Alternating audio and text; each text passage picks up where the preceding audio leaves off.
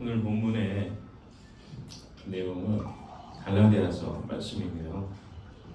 지난주에 이제 키맨 수양회를 제가 잠깐 갔다 왔는데 하나번 교토교회 키맨 수도권 지역에 있는 키맨과 함께 예비하고 또 다음 전략을 세우는 시간을 보냈습니다. 그러면서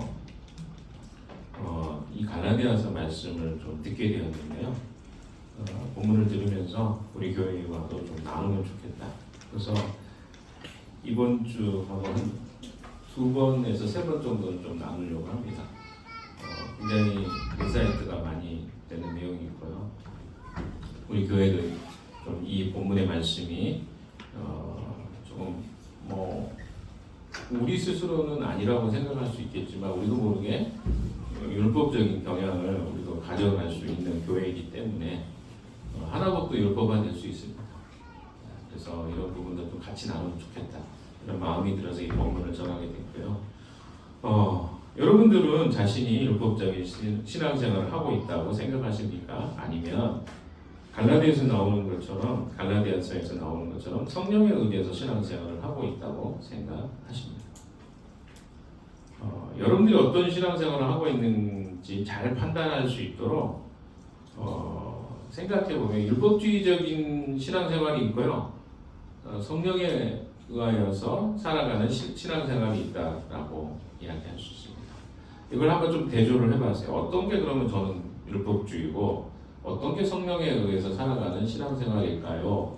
알기 어렵잖아요. 3가지 정도로 좀 정리를 해봤는데 첫 번째는 동기와 목적을 잘 살펴보셔야 될 것 같습니다. 자기 의에 증명을 하는 것은 율법주의적인 신앙생활이고요. 하나님 사랑에 반응해서 행동을 하는 것은 성령에 의한 사람들의 모습입니다. 그래서 율법을 의지하는 삶은요, 외적인 조건과 행위를 통해서 자기를 증명하는 것을 좋아합니다. 나 이거 했는데, 나 이거 하고 있는데 라고 하는 것을 통해서 자기의 신앙을 증명하는 삶을 살아가죠. 주로 율법주의적인 사람들은. 이들의 신앙생활 동기는 내가 이만큼 했다는 자격 증명이 있습니다. 그래서 상당히 많은 사람들이 내가 주일학교 교사인데요. 저 오랫동안 찬양팀에서 사역을 했는데요. 혹은 저는 이러이러 일을 하고 있는데요. 라고 하는 것을 이야기하는 것을 선호합니다. 또 세례를 받았다거나 내가 헌금을 하고 있다거나 이런 것들을 주로 언급하는 걸 좋아하죠. 율법주의적인 사람들 삶 속에서는. 그래서 결과적으로 보면 끊임없이 행동을 통해서 자기를 증명하려고 하는 신앙생활을 하는 사람을 율법주의적인 신앙생활을 하고 있는 사람이라고 할 수 있겠습니다. 반대로 성령을 의지하는 삶은 어떨까요? 하나님의 그 성령에 의존해서 살면서 감사하고 또 마음으로부터 우러나오는 이 사랑의 반응으로 행동하는 사람들을 이야기합니다. 예수 그리스도께서 십자가에서 이루신 구원과 사랑을 믿음으로 받아들이는 거죠. 그리고 행동의 출발점이 자격 획득이 아니라 이미 얻은 하나님의 자녀로서에 대한 신분에 대한 감사로 시작하는 것입니다. 이 성령에 의지하는 삶의 결과는 억지로 율법을 지키는 것이 아니라 성령께서 우리 마음에 주시는 마음을 따라 반응하는 삶을 살아가는 사람을 이야기합니다. 두 번째로 이 율법주의적인 사람과 성령의 사람의 특징은 타인을 대하는 태도가 다릅니다. 첫 번째는 정죄와 비교입니다. 그러니까 율법주의적인 사람들의 특징은 정죄하는 거고 또한 타인과 나를 비교하는 겁니다.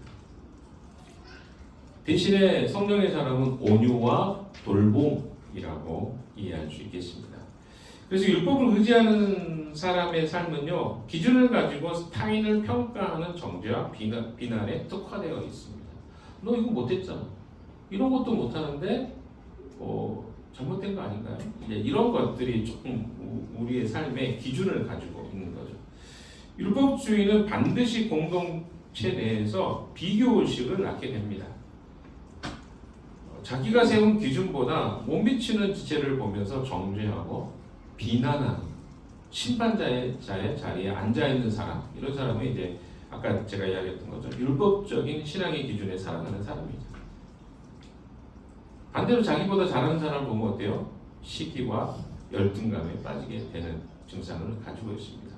그래서 결과적으로 공동체가 율법주의적인 신앙생활을 하는 사람들에 의해서 깨어지게 되고 분열하고 허물이 있는 약한 지체를 품지 못하고 공동체 밖으로 밀어내게 되는 것입니다. 성령을 의지하는 사람의 삶은 어떨까요? 연약함을 짊어지고 함께 짊어져주고 싸매어주는 온유와 돌봄의 삶의 방식을 취합니다. 타인의 허물이 보일 때 비난하기보다 나 또한 넘어질 수 있는 죄인인 것을 인정하는 삶. 이게 성령의 사람의 특징이죠. 성령의 열매인 온유함으로 죄에 의해서 넘어진 지체를 다시 세우는 것에 관점을 가지고 바라봅니다. 그래서 서로 무거운 짐을 함께 나누어지는 오늘 본문의 내용입니다.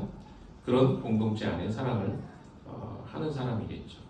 세 번째는 삶의 원동 에너지가 어떠한가를 좀 보면 알 수 있습니다.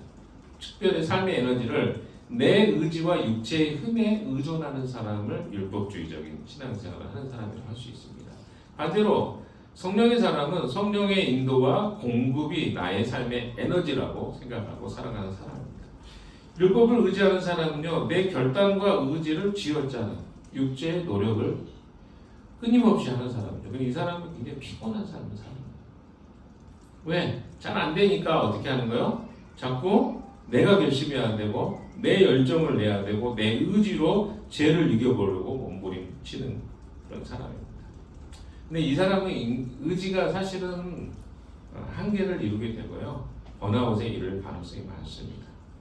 반면에 성령을 의지하는 삶은 어떨까요? 나를 주님께 내어 맡기고 주님과 동행하는 삶을 살아가는 사람입니다. 그래서 성령의 능력을 의지하는 삶을 살아가는 사람이죠. 내 힘으로 죄를 이길 수 없음을 겸손히 인정하는 사람이다. 죄에 대한 태도가 다른 거죠. 내가 이겨보려고 애쓰는 사람이 있고 그것을 내가 인정하고 받아들이는 거죠. 아, 나도 넘어질 수 있고 나는 늘 그런 것에 노출되어 있다라고 스스로 인정하는 사람입니다. 그래서 매 순간 성령이 나를 지배하지 않으면 나는 넘어질 수 있는 존재라고 인정하는 사람이 바로 성령의 사람이죠. 결과적으로 보면 내 의지가 아니라 성령의 역사로 말미암아 자연스럽게 삶의 열매가 맺히는 사람이라고 할 수 있겠습니다. 그래서 정의를 쭉 해봤습니다. 우리가 지금 성령의 사람하고 율법의 사람의 삶의 태도가 어떠한가에 대해서 좀 살펴봤죠. 이유는 그렇습니다. 내가 어떤 사람인가를 볼 수 있어야 되는데 그걸 잘 못 보면 자기가 율법에 의해서 살아감에도 불구하고 성령의 사람이라고 착각할 수도 있고요. 그리고 반대로 성령의 사람인데 자기가 율법주의적인 사람으로 헷갈릴 수도 있겠죠. 기준이 명확할 필요가 있을 것 같습니다. 요즘 우리는 이 바울서신을 공부하고 있습니다. 제가 바울서신을 공부할 때 좀 마음에 좀 편해요. 그 이유는 논리적 구조가 명확하고 바울의 그 이성이 가장 잘 드러나 있는 서신서들이기 때문에 좀 공부하는 좀 저의 성향하고도 좀 맞는 것 같아서 좀 좋아합니다. 근데 바울의 내용을 공부하면서 좀 안타까운 마음은 뭐냐면 바울이 참 힘든 사역을 했겠다 이런 생각들이 많이 들어요. 특히 고린도 교회의 사역을 볼 때 갈라디아 교회하고 유사하더라고요. 보니까 내용들이 배경이 비슷해요. 어떤 배경들이냐면 지리적이고 공간적이고 시간적으로 바울은 이 갈라디아 교회도 그렇고 고린도 교회도 그렇고 좀 떨어져 있었어요. 그러니까 함께 이렇게 지내는 게 아니라 상당히 많은 시간을 떨어져 있었어요. 함께하는 시간은 적고 떨어져 있는 시간이 길다 보니까 당연히 어땠습니까? 바울의 그 가르침이나 또 바울의 그 철학이나 가치들을 따라가기가 사실 어려웠겠죠. 이런 어려움이 있었습니다. 근데 거기에 또 다른 어려움이 뭐였냐면 바울이 비어 있는 그 자리를 대신 비집고 들어오는 세력들이 있었던 거죠. 그 세력들이 이제 유대주의자들 그리고 율법주의자들이었습니다. 그래서 그들의 이야기가 바울을 대체하기 시작해요. 그러다 보니까 바울은 얼마나 힘들었겠어요. 진심으로 살아가는 교회가 건강해지기를 바라는 마음이 바울의 마음이었을 겁니다. 바울의 사역의 동력이 이 성도들이 성장하는 거였어요. 그런데 그들이 성장하는 게 아니고 어떻게 되는 거예요? 뭔가 오염되는 것들이 막 느껴지는 거예요. 그 소식이 점점 들려옵니다. 멀리 있는데 안 들리면 좋은데 들리잖아요. 그래서 편지들을 쓰게 된 거예요. 갈라디아서의 배경도 유사하죠. 바울이 1차 전도 여행을 통해서 어떤 사람은 짧게는 6개월밖에 안 돼. 오래되지 않은 교회. 오랫동안 사역을 한 게 아닌 그런 교회라고 합니다. 근데 생각해 보세요. 이런 교회에 바울이 떠날 수밖에 없었어요. 왜? 바울 같은 사역자는 많지 않았습니다. 당시에 거의 없었다고 해요. 훈련되지도 않았을 뿐더러. 그러니까 어때요? 또 다른 교회를 세우기 위해서 바울은 떠나야 돼요. 근데 그 교회는 여전히 남아 있는 거죠. 근데 그 교회에 누가 들어옵니까? 유대주의적인 거짓 교사들이 들어오기 시작합니다. 이게 거의 비슷한 패턴인 것 같아요. 왜 그럴까요? 이런 사람들이 들어오면 했던 이야기가 거의 대동소이합니다. 이런 이야기를 하죠. 예수를 믿는 것만으로는 부족할 건데 너 신앙생활 지금 잘하고 있다고 생각하지. 근데 그게 아니야. 이거 안 하고 있잖아. 모르네 이것도? 막 이렇게 이제 가르치는 거죠. 그래서 진짜 구원을 얻으려면 할례를 받아야 돼. 또 어때요? 율법을 지켜야 돼. 이런 것들이 굉장히 많이 이 당시의 사람들에게 제시됐던 내용들입니다. 그러다 보니까 사람들이 어때요? 바울이 우리에게는 이거 안 가르쳐줬는데? 라고 하는 이 당황스러움이 있죠. 그리고 어때요? 그 사람들이 말을 또 잘해요. 또 거기다가 고린도전서에 보면 그런 내용이 좀 막 유력한 이스라엘 교회에 어때요? 추천장을 갖고 왔어요. 당시의 사람들은 어때요? 이게 자격증인 거죠. 우리도 그런 거 되게 중요하잖아요. 자격증 있어? 어디 대학 들어갔는데? 도플, 토익, 요즘에는 뭡니까? 네, 아무튼 요즘엔 제가 영어 시험을 안 보니까 이 자격증 너 900점인데? 이러면 사람들이 어때요? 껌뻑 죽잖아요. 이게 이 시대에 통했단 말이에요. 그러니까 어때요? 바울보다 이 사람들이 더 뛰어난 사람들인 것처럼 착각하기 시작하고 그래서 교회가 흔들리기 시작한 거예요. 이런 배경 속에 갈라디아서가 기록되어졌습니다. 율법주의가 무서운 이유는요. 율법주의는 왜 무서울까? 그 이유는 필연적으로 공동체가 파괴되기 때문에 무섭습니다.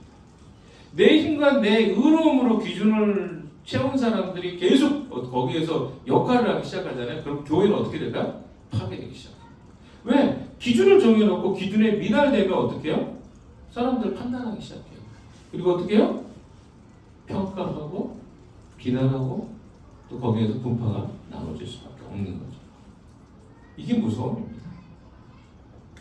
바울은 이런 급박한 상황 속에서 이 복음의 진리를 변호하고 변증하기 위해서 오늘 본문의 말씀들 갈라디아서를 기록하게 되었습니다. 오늘 본문으로 좀 들어가 볼까요? 1절 한번 같이 한번 읽어봅시다. 시작. 형제자매 여러분, 어떤 사람이 어떤 죄에 빠진 일이 드러나면 성령의 인도하심을 따라 사는 사람이 여러분을 온유한 마음으로 그런 사람을 바로잡아주고 자기 스스로를 살펴서 유혹에 빠지지 않도록 조심하십시오. 자, 여기 보시면요, 우리가 먼저 생각해 봐야 될 내용은 교회 안에서 어떤 사람의 죄가 드러나는 일이 있을 때를 예로 들고 있어요. 이게 무슨 말이냐면 이건 명백하게 누군가가 잘못했다는 것이 증명된 사건이 드러났을 경우 어떻게 할 것이냐, 이 케이스를 가지고 바울이 이야기를 하고 있습니다. 여러분 이럴 때 어떻게 하십니까? 누군가가 명백하게 잘못된 일을 행한 것이 드러났어요. 그럼 그 사람을 향할 때 여러분은 어떤 반응부터 먼저 하는지 한번 좀 생각해 볼까요? 율법적인 성향이 강한 사람들의 행동은요, 판단을 먼저 합니다. 문제가 있구만. 어떻게 저런 사람을 내버려 둘 수가 있어? 저 사람 문제 있는 사람이네. 이게 이제 우리 1차적으로 율법주의적인 가치를 가지고 있는 사람들에게 판단의 내용입니다. 성령의 인도를 따르는, 여기 보면 이제 그런 내용이 나오죠. 성령의 인도하심을 따라 사는 사람인 여러분은 이라고요. 그러니까 바울의 그 초점 속에 이 두 가지를 구별하고 있죠. 그러니까 뭐냐면 율법을 따라 살면 판단이 먼저 돼야 된다. 그러나 성령의 사람, 성령을 따라가는 사람은 어떻게 해야 된다는 거죠? 온유한. 여기 뒤에 보시면 그런 나오죠. 온유한 마음으로 그런 사람을 바로잡아주고, 이 두 가지 단어가 좀 걸려요.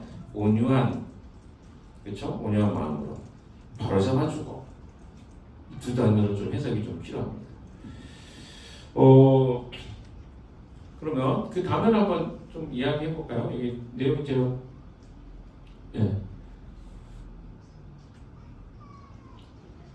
넘어가 보세요. 넘어가 보세요. 잘 따라오시기 바랍니다. 좀 어려워도 잘 따라와 주시기 바랍니다. 여기 보시면 온유라는 단어는 여러분이 아마 잘 아실 것 같아요. 온유한 마음으로라고 했을 때는요, 온유는 헬라어 언어 자체의 의미가 뭐라고 했죠? 자주 이야기했었습니다. 야생마죠. 재갈 물려서 잘 훈련된 야생마. 힘이 없는 게 아니라 잘 통제된 상태의 힘을 가지고 있는 말을 온유라는 단어의 어원으로 생각하고 있습니다. 그러니까 온유하다는 것은 힘이 없고 무력하다는 말이 아니라 뭔가에 의해서 잘 통제되고 있는 상태의 사람이 가지고 있는 성품을 이야기하는 거예요. 그래서 온유하다는 것에 오해하지 마세요. 온유하면 무조건 허허실실하고 그냥 웃고만 다니고 문제를 판단도 안 하고 이런 게 아니에요. 힘이 있어요. 근데 그걸 통제되어 있는 상태의 마음을 갖는 것, 그게 온유한 마음입니다. 자, 그 다음에 뒤에 나오는 단어가 뭡니까? 바로잡고라고 이야기하는 헬라어는요, 카타르티조라는 단어입니다. 이 단어는 의학 용어로는 부러진 뼈를 제자리에 맞추다라고 하는 단어입니다. 부러졌는데 누가 여기 이제 소방대원도 있고 그러니까 응급 상황에 대해서 출동을 했어요. 근데 사람이 허리를 이제 부러졌거나 다쳤어요. 그럼 그걸 막 함부로 끌고 갈 수 있나요? 어떻게 하죠? 들것을 갖다가 최대한 이 사람이 움직이지 않도록 보호하면서 이동할 수 있는 방법을 취하죠. 시간이 걸리더라도. 그게 뭐예요? 여기에 나와 있는 바로잡고라는 뜻입니다. 이해되시나요? 또 다른 표현으로는 찢어진 그물을 깁다. 찢어진 그물을 어때요? 기워야죠. 그래야 어때요? 찢어진 것이 메꿔집니다. 이런 단어입니다. 여기에 사용된 단어가. 그래서 공동체 안에 누군가의 죄와 연약함이 발각되었을 때, 드러났을 때 거친 정죄의 칼날을 대면 어떻게 될까요? 그 영혼은 완전히 파괴되고, 물론 여기 아까도 이야기했지만 바로잡는다고 말했을 때 그 문제가 없다고 덮어주라는 말이 아닙니다. 온유한 마음하고 바로잡고라는 말이 조금 대조되는 것 같지만 사실은 어떻습니까? 같은 이야기예요. 문제가 없다는 게 아니죠. 문제가 있지만 그것을 어떤 관점과 태도로 바라볼 것이냐. 그냥 문제를 지적하고 끝내는 것이 목적이 아니라는 거예요. 그러니까 하나님의 공동체의 특성은 뭐냐면 문제를 지적하는 것이 초점이 아니라 그를 어떻게 회복시킬 것인가에 초점이 있기 때문에 다른 거죠. 문제는 그러면 이렇게 생각해 볼 수 있겠죠. 그럼 문제를 내버려둬야 되나? 아니라니까요. 문제가 있는 걸 인정하는 거예요. 그래서 그 문제를 어떻게 회복시킬 것인가, 바로잡다는 말의 그 단어의 어원 속에 있는 의미가 그겁니다. 부스러진 뼈를 어떻게요? 잘 맞추는 거예요. 제자리로 맞춰. 그러려면 어때요? 섬세한 접근이 필요하겠죠. 자, 이때 필요한 태도가 바로 온유한 마음입니다. 동시에 우리 자신을 살펴보아서 너도 시험을 받을까 두려워하라는 겸손입니다. 오늘 본문에 그런 내용이 나오죠. 2절 한번 볼까요? 2절 시작.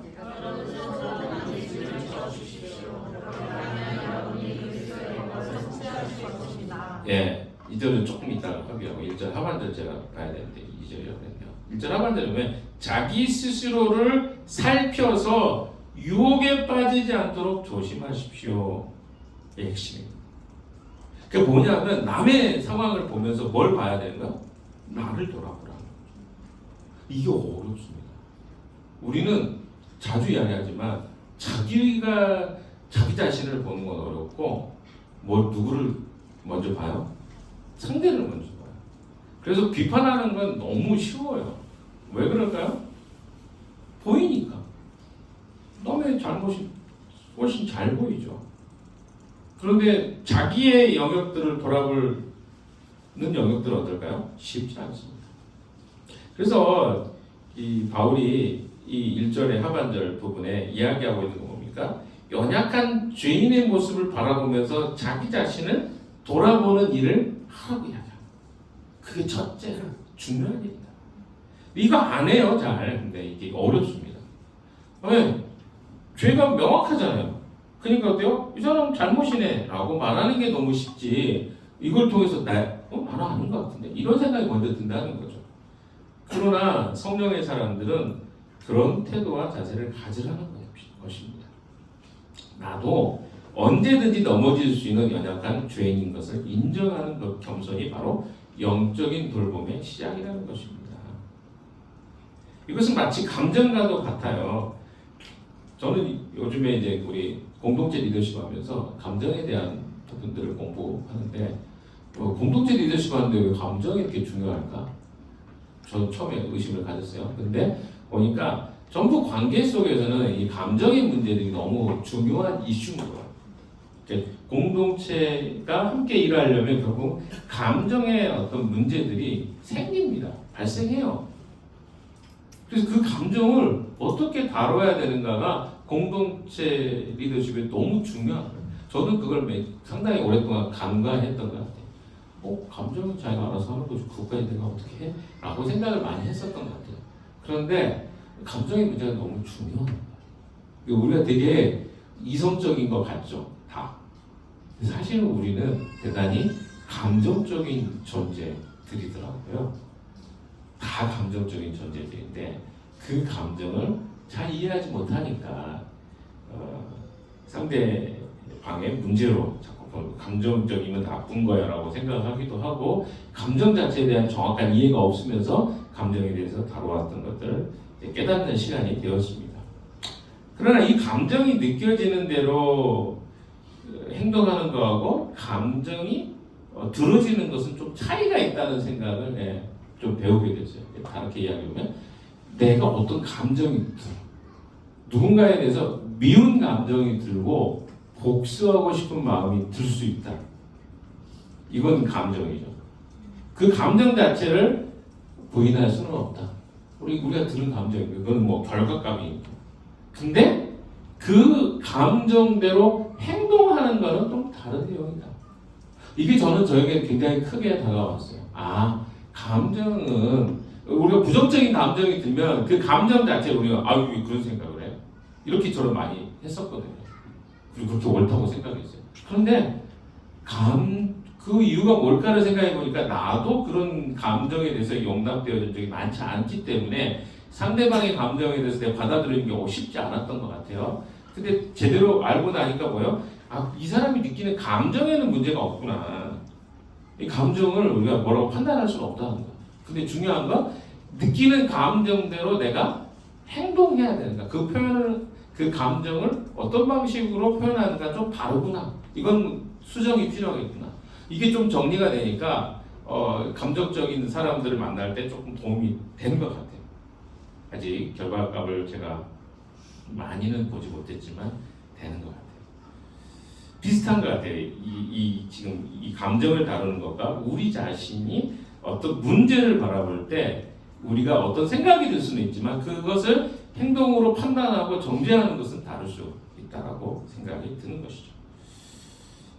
자, 반대로 이야기해 봅시다. 내가 똑같은 상황이 될 수 있을까요? 없을까요? 지금 누군가가 범죄인가 드러났어요. 그럼 나중에 내가 그런 상황이 될 수 있을까요? 없을까요? 근데 어떤 사람은 이런 생각을 해요. 저는 절대 그런 행동을 안 합니다. 이런 사람을 대할 때 되게 답답함이 있죠. 물론 안 할 수도 있죠. 근데 인간은 어떻습니까? 어쩔 줄 모르는 거예요. 이런 생각을 해야 되는데 절대 저는 안 합니다. 절대라는 말을 쓰는 순간 이제 그 사람하고는 우리가 관계가 단절될 수밖에 없죠. 왜? 어떻게 그 절대라는 말을 쓸 수 있어요? 우리는 모르는 거예요. 어떤 상황이 어떻게 될지. 그래서 내가 그 상황이 될 수 있다는 것을 생각해 보면 나에게 다른 사람이 내가 그런 잘못을 했을 때 어떻게 대해주기를 바라는가가 거기서 대입이 되는 거예요. 근데 이걸 안 되는 사람은 절대 나는 이런 일을 할 수 없는 사람, 안 해. 그러면 어떻게 돼요? 다른 사람을 공감하거나 이해하는 것이 거의 불가능하다는 것입니다. 자, 이 시간 잠깐 질문 타임 좀 해볼까요? 한번 말씀 한 5분 정도 드릴 텐데, 하나님 말씀 받는 나의 태도는 어떤 것입니까? 말씀을 듣고 주로 판단하고 있지 않습니까? 아니면 하나님이 주신 말씀을 생각하고 삶에 실천하는 결심을 내고 있습니까? 이 두 가지입니다. 하나님 말씀도 있고요. 누군가를 바라볼 때 나는 판단하는 게 먼저입니까? 아니면 그 사람을 이해하고 또 그 사람에 대해서 같은 마음으로 나도 그럴 수 있다라고 생각하고 그런 그 사람을 대하고 있는지, 두 가지 말씀에 대한 거, 사람들에 대한 거 한번 같이 좀 옆에 있는 사람들하고 같은 라인에 2명, 3명 편한 대로 좀 짝을 쥐어서 하시면 될 것 같아요. 2명, 2명, 3명 이렇게 하셔도 됩니다. 편할 대로 하세요. 한 5분 정도 제가 시간 드릴게요. 두 번째는 2절인데요. 2절에 저희 여러분과 함께 같이 한 번만 더 읽어봅시다. 시작. 여러분은 서로 남의 짐을 져주십시오. 그렇게 하면 여러분이 네, 여기 보면 이제 우리가 한 걸음 더 나아가서요. 어려운 지체를 영혼으로 이렇게 좀 돌보는 영역을 이야기했잖아요. 앞에 탁담만 하지 말고 그 사람을 어떻게 세울까를 고민해라. 그럼 이 다음에 한 걸음 더 나아가서요. 뭘 이야기합니까? 너희가 짐을 서로 지라는 것. 그래서 그리스도의 법을 성취하라. 남의 짐을 져주라는 이 말은 별로 우리가 좋아하지 않는 말입니다. 힘들어요. 제가 벌써 30년도 넘었지만 군생활할 때 기억에 남는 장면이 뭐냐면 행군할 때 지금 제가 왼쪽 다리가 살짝 아파요. 이렇게 걷기가 좀 불편합니다. 너무 많이 걸어서 그랬는데, 근데 이제 행군 한 30km씩 하거든요. 안전운전 한 30km 하고 걷는데 아침부터 시작해서 밤까지 합니다. 자, 그런데 꼭 거기에 어떤 사람이 있냐면 힘들어서 못 가겠다고 그냥 퍼져버린 사람이 꼭 있어요. 600명 있었는데 훈련병들이. 그럼 거기에 다양한 사람이 있을 거 아니에요. 퍼져가지고 나 못 가겠어. 그럼 군대는 어떤 데입니까? 라고 하면 안 되잖아요. 그래서 옆에 있는 사람들이 꼭 근처에 없으면 좋은데 옆에 야 네가 매 그러는 거야. 그러면 30km 나 메고 가고 있는데 30km를 더 메서 간다고 생각해 보세요. 그래서 끔찍하죠. 근데 거기다가 그건 최악이고 총이 한 3kg 되거든요. 총은 네가 들어. 그럼 이 총도 들기 싫은 거야. 그게 기억이 납니다. 저는 못 들었어요. 제 몸무게가 못 받쳐줄 뿐만 아니라. 근데 그 중에 어떤 사람이냐면 꿋꿋하게 남의 앞으로 메고 뒤로 메서 가는 사람이 있는 거예요. 놀랍잖아요. 제가 그랬다는 게 아니라 저는 못했다고. 근데 그런 사람들이 있더라고요. 개 중에. 그럼 왜 저 사람은 저렇게 그 짐을 지어줄까를 생각했을 때 그 사람은 진짜 그 순간이 진지한 거예요. 내가 전쟁이 일어나고 이런 상황에서 전후에 짐을 내가 져주는데 내가 어려움이 닿을 때 누가 그렇게 해줄 거라고 믿고 했겠죠. 대단하죠.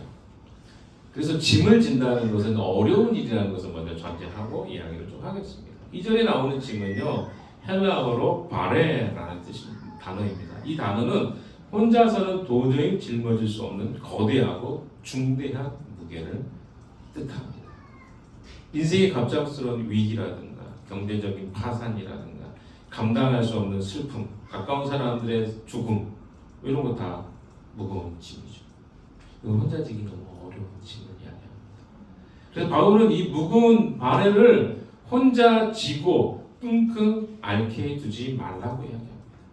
공동체가 함께 어깨를 대어서 나누어 지라고 명령하고 있는 것입니다. 그럴 때 무엇이 성취된다고요? 읽었잖아요. 다시 볼까요? 여러분 답이 바로 나와요. 여러분이 그리스도의 법을 성취하실 것입니다. 그러니까 이 말은 뭐냐면 예수님이 주신 사랑의 새 계명이 성취되는 거예요. 예수님이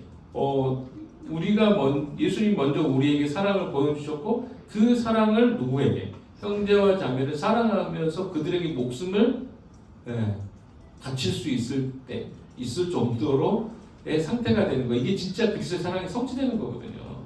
근데 한번 생각해 봅시다. 우리가 이 30대 이제 40대 넘어가서 막 나오고 그런 시점에 있는 그 공동체에서 약점이 뭐냐면 이 사랑하는 게 너무 어려워.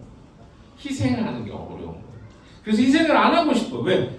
제가 계속 이야기하지만 희생은 누가 할 수 있어요? 어른이 할 수 있어요. 엄마 아빠가 하잖아요. 아이가 아빠를 위해서 희생합니까? 안 하잖아요. 아까도 앉아있는데 아주 시끌시끌해요. 애들이 누구를 배려해서 그렇게 시끄럽게 하겠어요? 배려 안 하니까 시끄럽죠. 아이들은 배려하지 않습니다. 어른은 어때요? 배려할 수 있어요. 근데 그래서 이 공동체 수준이 거기서 나오는 거죠.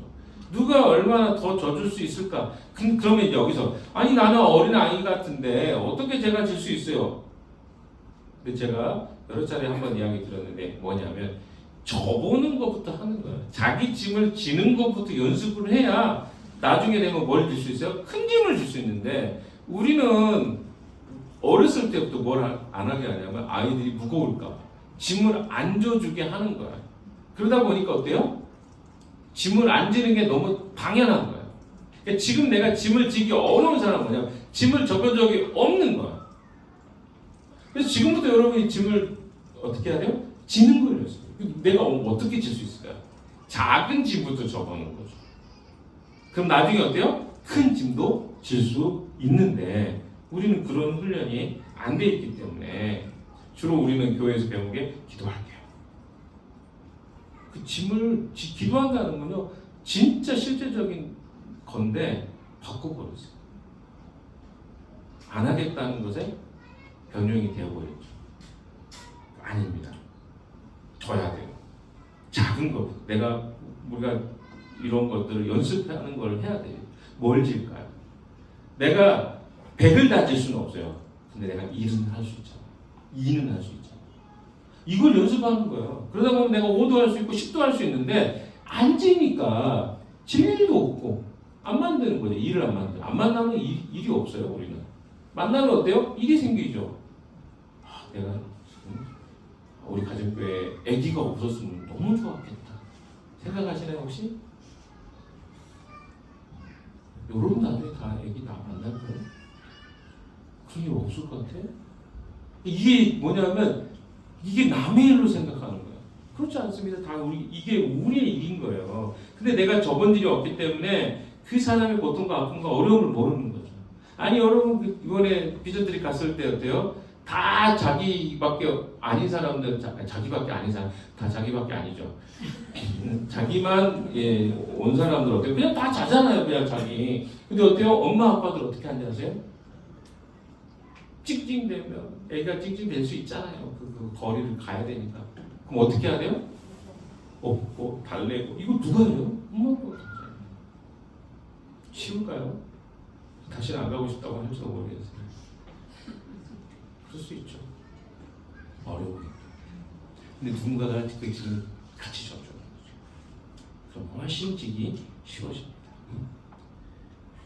여러분, 우리 주변에는요, 그런 무거운 짐을 지고 가는 사람이 꼭 있습니다. 잘 돌아보면 보입니다. 어떤 지체는 부모님의 짐을 지고 가고 있는 사람이 있어요. 부모님이 아프기도 하고 부모님이 부모로서 역할을 못하기도 합니다. 죄송스럽지만 부모가 부모 역할을 해주면 너무 좋은데 그렇지 않은 사람들. 그래서 내가 사실은 업혀가야 되는데 부모가 내 등에 업혀가기도 해요. 또 어떤 사람은 자녀들을 돌보는 짐을 지고 있기도 합니다. 어떤 지체는 자신의 연약함의 짐을 가지고 있는 사람도 있어요. 그렇지 않습니까? 다 각자 짐이 있단 말이에요. 그런 것들을 우리가 연약함이라고도 하지만 또 어떻습니까? 어쩔 수 없이 지고 가는 경우도 있어요. 그럴 때 우리가 그런 사람들을 어때요? 돌아보고 돌보는 일을 하기 시작하잖아요. 관심을 갖기 시작하잖아요. 그러면 보입니다. 가까이 안 가면요 안 보여요. 가까이 가면 보입니다. 우리 수빈이가 이제 임신해가지고 조금 배가 나오기 시작하더라고요. 근데 생각해보세요. 배가 나오기 전에는 임신한지 알아요, 몰라요? 모르잖아요. 잘 모르고. 근데 가까이 있는 사람은 알죠. 가까이 없으면 모릅니다. 물어보지도 않고 관심 갖지도 않고 모르죠. 똑같아요. 우리 삶에요 무게가 젖이는데 그 젖어가는 과정을 다 보고 있으면 알아요. 근데 관심이 없으면요 볼 수가 없습니다. 그래서 그 사람 뭐래요? 저 사람 왜 저래? 아니 지금 임신해가지고 몸이 힘들어서 그런데 모르니까 판단이 먼저 되죠. 해야 될 거 안 하고 있다고 생각하고 이럴 수 있죠. 근데 우리가 가까이 가면 이해하기 시작하잖아요. 그럼 내가 할게. 해줄 수 있죠. 사소하지만. 그래서 여러분 판단하는 게 먼저이기보다는 내가 너의 짐을 내가 어떻게 질 수 있을까? 이거 우리 공동체의 방향이 돼야 될 것 같습니다. 마지막 세 번째 3절에서 5절 같이 읽어볼까요? 3절에서 5절입니다. 시작. 어떤 사람이 아무것도 아니면서 무엇이 있는 것처럼 생각합니다. 각 사람은 자기를 살펴보십시오. 그러면 자기에게는 작더라도 남에게까지 살아가는 것은 없을 것입니다. 사람은 각각 자기 몫의 짐을 져야 합니다. 서로 짐을 지라는 말씀이 아무런 책임 없이 공동체에 의존하라는 말이 아닙니다. 바울은요 3절과 4절에서 남과 비교하며 된 줄로 착각하는 교만을 경외합니다. 우리는 어디서 교만이 오냐면 비교에서 옵니다. 아 내가 더 잘하네. 저 사람 저 정도야? 이거를 생각하는 건 다 비교예요. 근데 바울은 이 비교가 어디서 왔다고 이야기합니까? 앞에 이야기했잖아요. 율법적 태도에서 온 거예요. 비교로 자기가 괜찮은 줄 생각하는 것. 여기서 말하는 자기의 짐 5절에 말하는 거죠. 자기의 몫에 짐을 져야 된다고 하는 말은 2절의 발해와 좀 다릅니다. 단어가 달라요. 발해는 짐을 지기 어려운 무거운 짐이라면 5절에 나오는 단어는요 프로티온이라는 단어입니다. 여기 이 단어는 뭐냐면 조금 가벼운 배낭과 같은 자기가 짊어질 수 있는 짐을 이야기합니다. 앞에 있는 내용과 연결을 해보면 이런 거죠. 짐을 서로 지면서 어떻게 각각의 짐을 질 수 있을까? 내 짐도 있는데 어떻게 남의 짐을 질 수 있어요? 라고 할 수 있겠죠. 근데 짐의 종류가 서로 다른 거예요. 무슨 말이 이해되십니까? 2절에서 짐으로 번역된 단어는 무거운 수화물, 질 수 없는, 혼자 지기 어려운 수화물이라 한다면 5절에는요 배낭 정도, 내가 그냥 거뜬히 짊어질 수 있을 정도의 수준의 짐을 이야기합니다. 그래서 이걸 해석해 보면 이런 거죠. 하나님이 우리 각자에게 서로 다른 역경과 기회와 약점과 재능을 주셨다는 뜻입니다. 이는 각자 자기가 져야 될 짐이죠. 각자마다 다 짐이 다 다른 거예요. 아이를 키우고 있는 부모는요, 그 아이를 키우는 것에 짐을 지금 지고 있는 거예요. 근데 이제 이 사람이 이렇게 비교하면 안 되겠죠. 난 아이가 없었으면 얼마나 좋았을까. 그럼 행복해. 이거는 비교해서는 안 되는 내용인 거죠. 왜냐하면 여러분 생각해 보세요. 아이를 내가 키우고 있기 때문에 겪는 어려움을 그것만 지금 생각하잖아요. 나중에 어떨 것 같아요? 이 아이가 컸을 때 누리는 유익이 얼마나 큰지 아세요? 그 생각 안 하고 뭐만 생각하는 거예요? 힘들기만 한다고 생각해요. 내가 이 선택을 한 거예요. 사랑해서 이 아이를 낳기로 한 거예요. 그럼 당연히 어때요? 그 짐을 지는 것도 내가 하는 거예요. 이건 각자 져야 될 짐이에요. 이해되시나요? 이걸 가지고 비교를 하면 되겠냐고요. 아니 다 다르잖아요. 우리는 싱글로 있는 사람은 다 행복합니까? 싱글로 있는 사람 다 불행합니까? 아닌 거잖아요. 아니, 이걸 잘 이해하셔야 되는데 우리가 각자 뭐냐면 자기 기준에서 이 사람이 행복하겠다. 그럼 행복한 거냐고요. 아니라니까요. 각자마다 다 고통이 따로 있고 싱글로 사는데 결혼에 대한 부담을 갖고 사는 사람 얼마나 많습니까? 근데 반대로 보면 이 사람은 결혼하고 애까지 있는데 그게 부러울 수 있잖아요. 그러니까 이런 비교로 가면 우리는 이 세상을 살 수가 없어요. 이건 비교하는 게 아니다. 내가 가지고 있는 짐을 비교하는 순간 우리는 행복이 없어진다. 우리 중에는 아이를 낳고 싶지만 낳을 수 없는 사람도 있어요. 왜 그 생각을 못 하세요? 내가 아이를 키우는 것으로 고통이 있는 만큼 아이를 키우지 못하고 낳지 못하는 경우도 있고 결혼하지 못하는 경우도 있다는 걸 기억하셔야 돼요. 그러면 이게 나만 힘들어라고 생각하는 게 사라져요. 비교점이 사라지니까. 각자마다 다 뭐가 있다고요? 짐이 있는 거예요. 누가 더 행복하고 누가 덜 행복하고 이게 아니라는 거죠. 자, 그러면 여기서 이제 이걸 잘 기억해 두십시오. 이런 점이 있다는 거.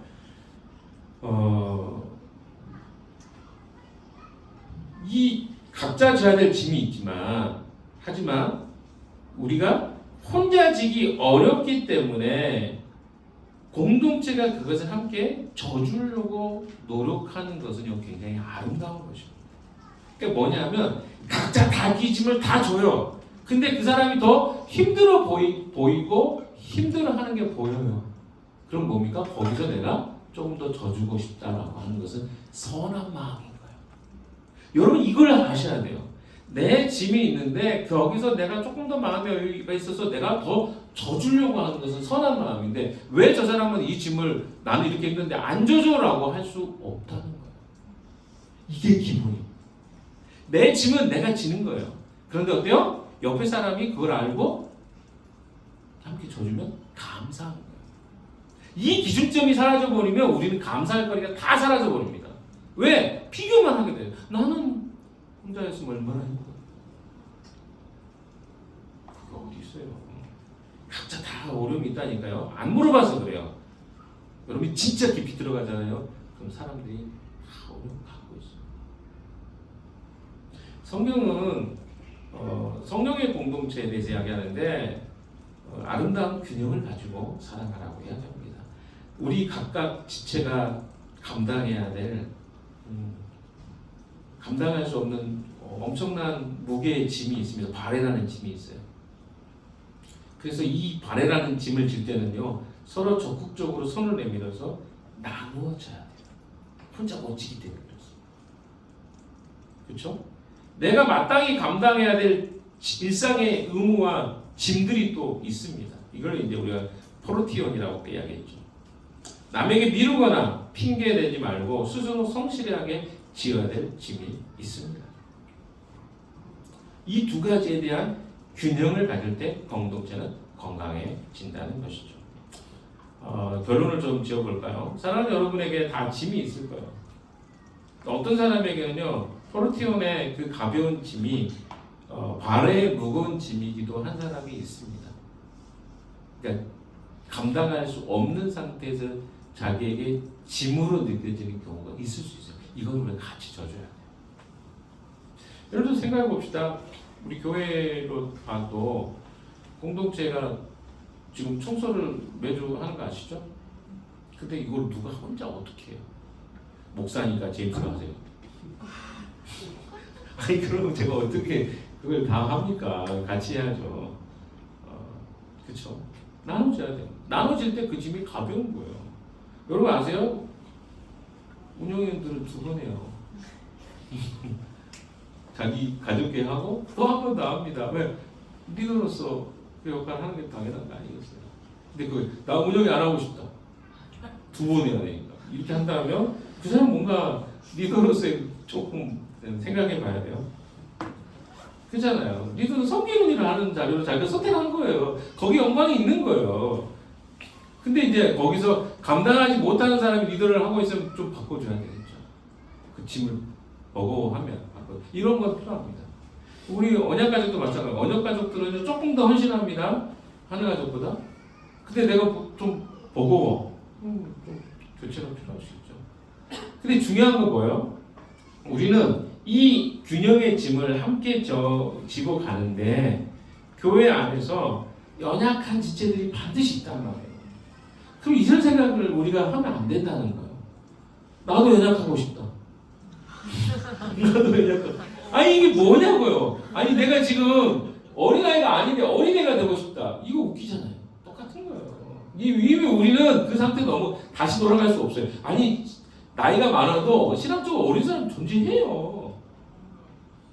우리 교회의 문제는 뭡니까? 직분하고 신앙하고 안 맞을 때 문제가 생기잖아요. 직분은 높은 자리인데 신앙은 낮아. 근데 자기가 그 역할을 해. 한국교회에 그런 사람 많습니다. 그러다 보니까 어때요? 거기서 어려움이 생기잖아요. 아니 어른인데 어른으로서 기대를 했는데 어른으로서 기대를 미치지 못해. 그러면서 어른인 척해. 짜증나잖아요. 그래서 여러분의 그 시기에 맞게 져야 될 거 하나씩 지고. 근데 여기서 중요한 건 뭐예요? 자기 짐을 자기가 지십시오. 남한테 맡기지 마세요. 잘 못하는 사람에 대해서 우리가 돕는 거지 모두의 사람을 다 그 짐을 대신 져줄 수는 없다.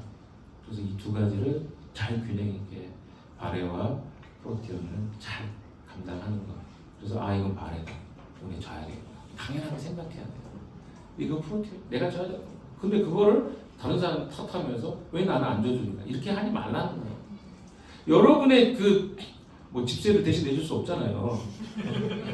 지금 대출 때문에 힘들고 집 사야 되는데 돈이 없어요. 이거 어떻게 져주냐고요. 너무 무거운 짐이잖아요. 자기가 져야 될 짐인데 다른 사람한테 패스. 당신 돈 많으니까 나한테 줘. 이렇게 할 수 없다고요. 이거 헷갈리지 말라고요. 그리고 여러분 특별히 우리 지체들이 저는 싱글이기 때문에 제가 남자친구를 못 만나는 거 당신이 책임져줘. 이거 할 수 없잖아요. 누가 책임져줘요. 안 되잖아요. 그 똑같아요. 아이들 키우는데 아이를 키우는 문제에 있어서 생기는 어떤 일들도요. 싱글들이 대신 해줄 수 없어요. 같이 가는 거예요. 왜? 당신은 왜 내 결혼하는 문제에 관심도 안 가지면서 당신의 결혼의 문제를 내가 왜 신경 써주길 바랍니까? 이렇게 말할 수도 있다고요. 그런데 뭐예요? 여유가 좀 생기잖아요. 여러분이 신앙이 성장하면서 내가 돕고 싶은 마음이 생기. 그럼 하세요. 그러면 감사가 나오는 거예요. 왜? 이 사람이 안 해도 되는 일을 하는 거니까 얼마나 감사해요. 근데 이게 마땅히 해야 되는 일인데 왜 안 해줍니까? 라고 생각하면 이건 불평이 거기서 나오는 거예요. 여러분 잘 생각하세요. 우리는요. 이 부분을 명확한 기준을 가지고 있을 때 감사로 서로를 대할 수 있습니다. 이거 내가 져야 되는데 네가 대신 져주는구나. 할 때 감사하지. 당연한 건데 왜 안 해줘요? 하면 짜증나는 거죠. 화가 나는 거죠. 기준을 잘 이해하십시오. 이건 내가 져야 되는데 이 사람 져주는 거네. 고마워. 이해하셨죠? 그래서 한 주간 동안 여러분이 져야 될 짐과 공동체로 내가 도와야 할 게 무엇인가. 그래서 여러분 돕는 거 기쁨입니다. 왜? 거기 기쁨이 있어요. 근데 도와줬는데 짜증내면 어때요? 안 하고 싶죠. 이렇게 돼요. 그래서 여러분이 이 영역들을 잘 구분해가지고 서로를 돕는 것에 여러분이 조금 내가 이번 주에는 누구를 도와볼까 고민하면 진짜 좋은 사람인 거예요. 근데 내가 하기 싫은데 안 하면 안 될까? 우리 가정교회 눈치 보니까 안 하면 안 될 것 같아. 그래서 좋은 마음 아닙니다. 그거 안 하셔도 돼요. 아직 그 단계.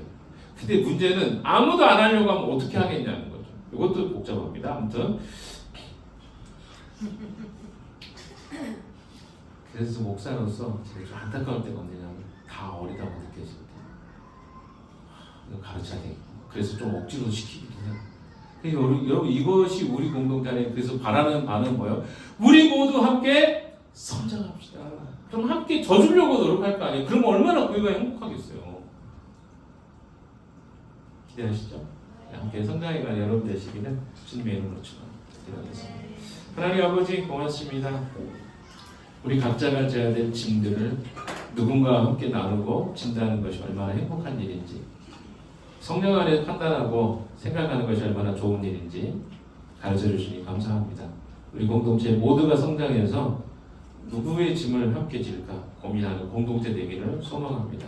그러나 분명한 것은 우리 각자가 져야 될 짐이 있다는 것을 기억하게 해주시고 그 짐을 누군가에게 맡겨버리는 것이 아니라 누군가가 나를 위해서 그렇게 도왔을 때 감사할 수 있는 마음 또한 우리에게 허락하여 주시옵소서. 예수 그리스도의 이름으로 기도했습니다.